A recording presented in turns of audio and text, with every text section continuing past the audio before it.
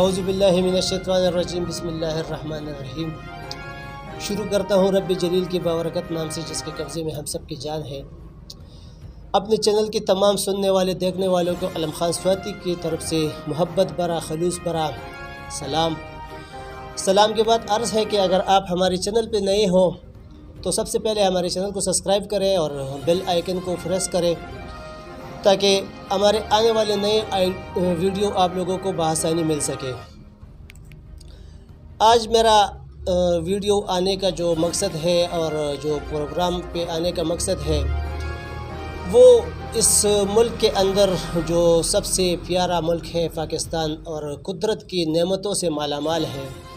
لیکن افسوس کے ساتھ کہنا پڑتا ہے کہ 74 سالوں میں اس ملک کو اوپر جانے کے بجائے ہم اتنا نیچے گرا چکے ہیں کہ اگر ہم مثال دیں کہ بنگلہ دیش ہم سے آگے نکل گیا ہے تو غلط نہیں ہوگا۔ اس کی وجہ کیا ہے اور کس وجہ سے یہ ترقی نہیں کر رہے ہیں یہ آپ سب کے سامنے ہے۔ 2-3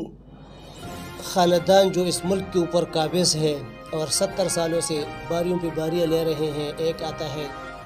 اپنا وقت پورا کر کے چلا جاتا ہے، دوسرا آتا ہے،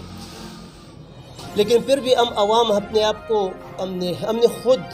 اپنے آپ کو بیوقوف بنایا ہوا ہے۔ حالانکہ اتنا بیوقوف نہیں ہے، الحمدللہ پاکستان کے اندر اب جو ہے تعلیمی لحاظ سے ایجوکیشن لحاظ سے بہت جو ہے نا لوگ پڑھ لکھ کے آگے آئے ہوئے ہیں، بہت ایجوکیٹڈ لوگ ہیں، شعور والے لوگ ہیں، لیکن اپنے آپ کو ہم نے جو ہے نا ایک ناسمجھ سمجھا ہوا ہے، کیونکہ اس میں سے ہمیں اپنے علاقے کے کوئی وڈیرے، کوئی چودھری، کوئی راجہ صاحبان وغیرہ اور کچھ نہیں جائیں گے اس طرف، لیکن افسوس سے جانا پڑتا ہے کہ ان سے ہم مجبور ہوتے ہیں۔ اور وہ لوگ جو ہمارا ہی چمڑا اتارتے ہیں، جو ہمارے ہی چمڑے سے، ہمارے پسینے کی کمائیوں سے اس ملک کی جو ٹیکس جو ہم لوگ جمع کرتے ہیں انہی سے تنخواہیں لیتے ہیں، اور وہی لوگ ہمیں بیوقوف بناتے ہیں، اور وہ چند خاندان جو 2-3 خاندان اس ملک کے اوپر قابض ہے انہی کی غلامی میں ہمیں مطلع کیا ہوا ہے۔ بہرحال آج کا جو ہمارا پروگرام ہے وہ ابھی میں کچھ دیر پہلا عمران ریاض صاحب کا ایک اس کے چینل سے ویڈیو دیکھ رہا تھا، انہوں نے جو انکشافات کی ہے، تو سب سے پہلے ہمارے کپتان کے لیے ہم بھی دعا کریں گے، کیونکہ ہمارا کپتان جو ہے لوگ یہی سمجھیں گے کہ پی ٹی آئی کو سپورٹ کرتے ہوئے میں ہمارا کپتان کہہ رہا ہوں، لیکن ایسی بات نہیں ہے۔ اگر اس کو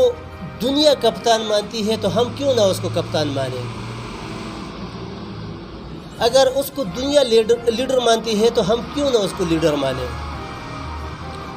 وہ علاقہ بات ہے کہ کچھ لوگ یہ سمجھتے ہیں کہ اس ملک کو اگر ترقی کی راہ پہ گامزن کر سکتا ہے، اس ملک کو آگے لے کے جا سکتا ہے، اس ملک کو دوسرے لوگوں کی غلامی سے آزاد کر سکتا ہے تو وہ واحد ایک ہی شخص ہے، اور پھر میں وہی کہوں گا کہ ہمارا کپتان۔ لیکن پھر بھی وہ بات وہی ہے کہ مجبور ہے، دلوں سے مجبور ہوتے ہیں، ہم خاموش رہتے ہیں اور برداشت کرتے ہیں ان باتوں کو کہ چلو جو بھی ہوتا ہے ہمارا تو بھلا ہو رہا ہے نا۔ لیکن اگر آپ چاہتے ہو کہ ہمارے آنے والے نسلیں، ہمارے بچے، ہمارے بچوں کے مستقبل اچھا ہو تو ہمیں عمران خان کا ساتھ دینا ہوگا۔ بہرحال جیسے میں نے عمران ریاض صاحب کی ویڈیو کا حوالہ دیا تو اس نے کوئی انکشافات کیے کہ عمران خان صاحب کو راولپنڈی میں بہت زیادہ خطرات لاحق ہے، اور ہم بھی اللہ سے دعا کرتے ہیں کہ اللہ پاک ان کو اپنے حفظ و امان میں رکھے، کیونکہ اس پاکستان میں 70 سالوں کے تاریخ میں ہم ایک ہی شخص کو دیکھ رہے ہیں جو اس پاکستان کی عوام کے لیے اٹھا ہوا ہے، اور اس پاکستان اس کے 3 سالہ دور حکومت میں میں یہ نہیں کہتا ہوں کہ 100% وہ ٹھیک تھا، غلطیاں بھی بہت سی ہوئی ہوں گی، کوتاہیاں بھی ہوئی ہوں گی، لیکن بہت سے اچھے کام بھی ہوئے ہیں۔ اگر ہم ان کے غلط کاموں کا اور صحیح کاموں کا اندازہ لگائے تو جو اچھے کام ہوئے ہیں، جو عوام کے فائدے کے کام ہوئے ہیں تو وہ زیادہ ہوں گے، اور جو غلطیاں ہوئی ہیں تو وہ کم۔ اور غلطیوں کا ایک وجہ تھا، جان بوجھ کے وہ نہیں کر رہا تھا، لیکن بحیثیت ہر ایک بندہ اپنے گھر کے بارے میں سوچے کہ ایک گھر اگر بہت ہی برے حالات میں ہو اور بہت ہی تباہ شدہ حالات ہو، اس کا غربت ہو، کوئی چیز نہ ہو، یعنی یہاں تک کہ گھر میں آپ کو جو ہے نا ماچس کی ڈبی بھی میسر نہ ہو، تو پھر اس کے اوپر اگر ایک بندہ کامیابی کی طرف جاتا ہے تو اس گھر کو جو ہے نا اپنی جگہ پہ لانا اور پیروں پہ کھڑا کرنے کے لیے بھی اس کو کئی سال لگ جائیں گے۔ تو یہ تو ملک کی سوال تھا. تو 4-5 سالوں میں یا 3 سالوں میں ملک کو آباد کرنا اتنا آسان بات نہیں ہے. تو جس کی وجہ سے کمی کوتاہیاں بھی ہوئی ہوں گی. ہم یہ نہیں کہتے کہ 100% سب ٹھیک ہوا ہے، لیکن اس نے عوام کے لیے کچھ کیا ہے. اگر ہم بحیثیت میں پاکستانی شہری اس بات کو اگنور کرتا ہوں تو مجھ سے بہت بڑا منافق نہیں ہوگا. صحت انصاف کارڈ کو دیکھے، ایجوکیشن سسٹم کو دیکھے، یعنی پہلی جماعت سے لے کے شروع سے لے کے 10ویں جماعت تک جو بھی بچہ اسکول جاتا ہے اور پڑھتا ہے تو اس کو جو ہے نا کتابیں فری مل رہی ہیں، اس کو 3 مہینے کے بعد وظیفہ مل رہا ہے. اس کے بعد اب جو نیا قانون خیبر پختونخوا گورنمنٹ نے جو پاس کیے ایجوکیشن کارڈ،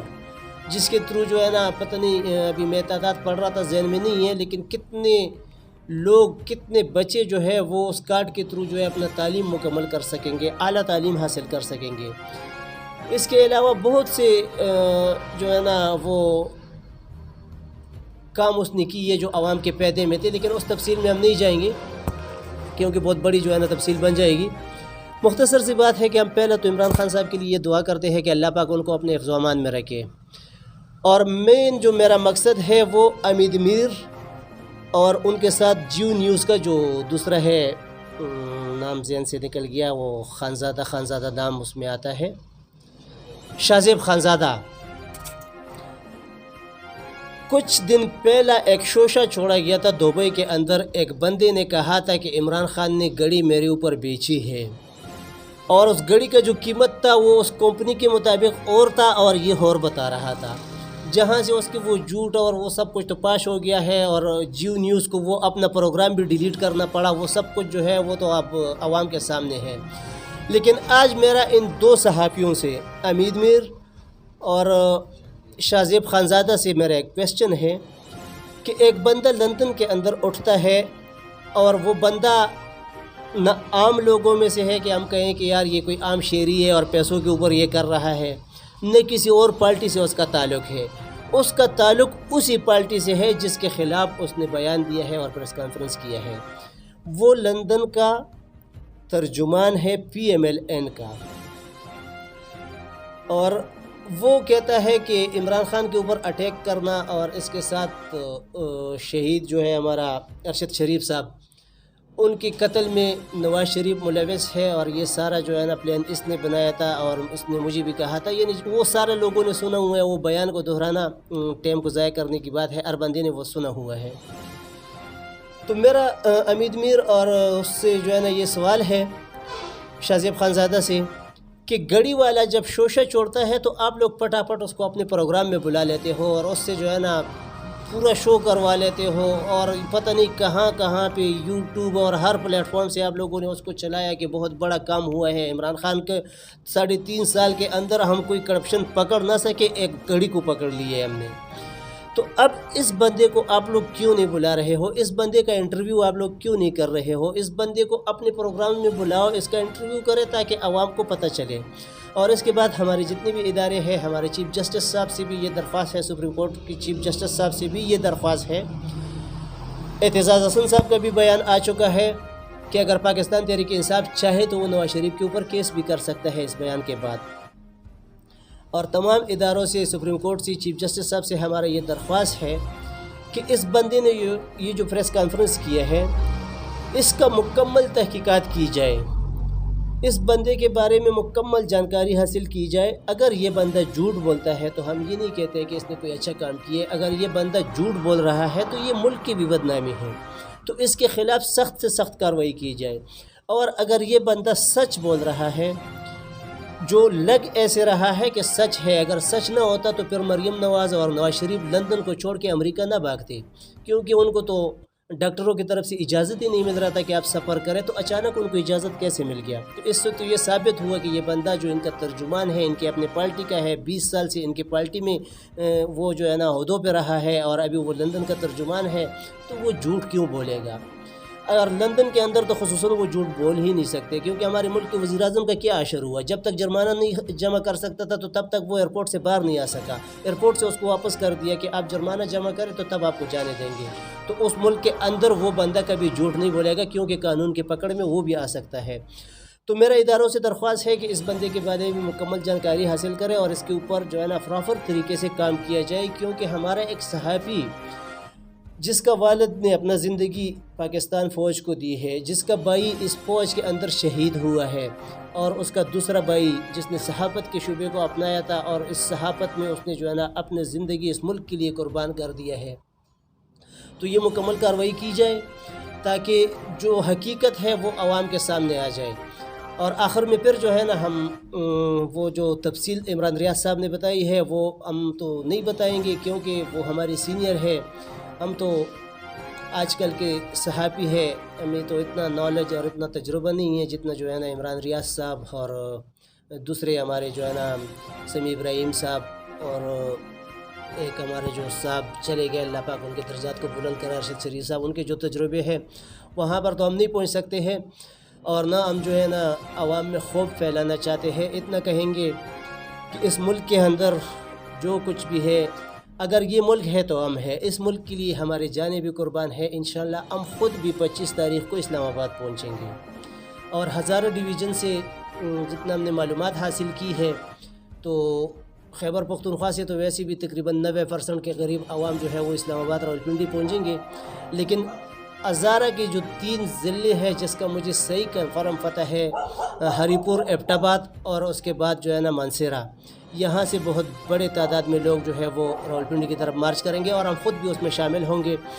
تو ہم پھر آخر میں یہی دعا کریں گے کہ اللہ پاک عمران خان کو اپنے حفظ و امان میں رکھے، اور جتنی بھی لوگ اس دھرنے میں، اس مارچ میں شرکت کریں گے، سب کو اللہ پاک اپنے حفظ و امان میں رکھے۔ اجازت چاہوں گا، جاتے جاتے آپ لوگوں سے پھر درخواست کروں گا کہ ہمارے AKS نیوز کو اگر آپ لوگوں نے ابھی تک سبسکرائب نہیں کیے تو اس کو سبسکرائب کریں، بیل آئیکن کو پریس کریں تاکہ ہمارے آنے والے نئی ویڈیو آپ لوگوں کو بآسانی مل سکے، اور انشاءاللہ بہت جلد ہم ایک نیا پروگرام شروع کرنے والے ہیں جس میں مختلف سیاسی پارٹیوں کی جو قائدین ہیں وہ آئیں گے، اور جس طرح میں پروگرام کرتا ہوں اس طرح وہ پروگرام انشاءاللہ ہفتے میں ایک دن ہمارے اس چینل کے اوپر ان کا پروگرام چلایا جائے گا۔ تو اسی کے ساتھ اجازت چاہوں گا، اپنا خیال رکھے گا، ہمیں دعاؤں میں یاد رکھے گا۔